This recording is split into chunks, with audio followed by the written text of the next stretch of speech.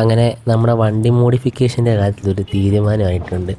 ഹൈക്കോടതി പ്രത്യേകം പറഞ്ഞിട്ടുണ്ട്, ഇപ്പം വണ്ടിയിൽ ചെയ്യുന്ന ഓരോ മോഡിഫിക്കേഷനും 5000 രൂപ വെച്ച് പിഴയുണ്ടെന്ന്.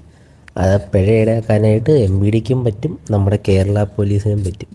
വണ്ടിയിൽ ഒരു മോഡിഫിക്കേഷൻ ചെയ്താൽ 5000, 2 ചെയ്താൽ 10000. ആ ഒരു കണക്കിലായിരിക്കും ഇനി അങ്ങോട്ട് വരാൻ പോകുന്ന പെറ്റി പറയുന്നത്. അതുകൂടാതെ ഈ റീലൊക്കെ ഉണ്ടാക്കിയിടുന്ന ആൾക്കാർ, അതായത് വണ്ടിയുടെ വീഡിയോ ഒക്കെ ഇൻസ്റ്റയിൽ കാണുമ്പോൾ അങ്ങനെയും വണ്ടി പൊക്കാനായിട്ടുള്ള ഒരു ഇതൊക്കെ അവർ പ്ലാൻ ചെയ്യുന്നുണ്ട്. അതുകൊണ്ട് ഇൻസ്റ്റയിലൊക്കെ വീഡിയോ പോസ്റ്റ് ചെയ്യുമ്പം സൂക്ഷിച്ചും കണ്ടുമൊക്കെ ചെയ്യുന്നതായിരിക്കും എന്തുകൊണ്ടും നല്ലൊരു തീരുമാനം.